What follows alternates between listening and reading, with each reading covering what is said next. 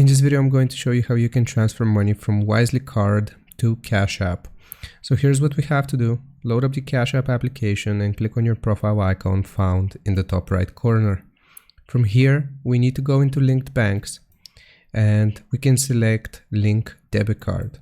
Now you can type out your Wisely card number, expiration date, CVV here, as well as your zip code. Or if you don't have a card, you can connect your Wisely account directly. So I've just clicked on no card here in the bottom left. We are going to continue here. So I've just clicked on continue. And if we search the institutions, we can search for Wisely, and this will let you connect your Wisely account directly once we click on it.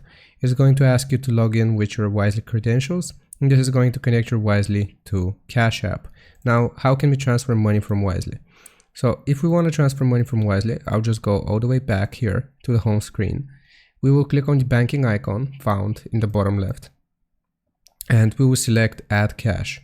We can choose from one of those pre-selected cash amounts, or if we want to do a custom amount, we'll click on the three dots and just type the amount like so. Then we will click on Add as well as the amount.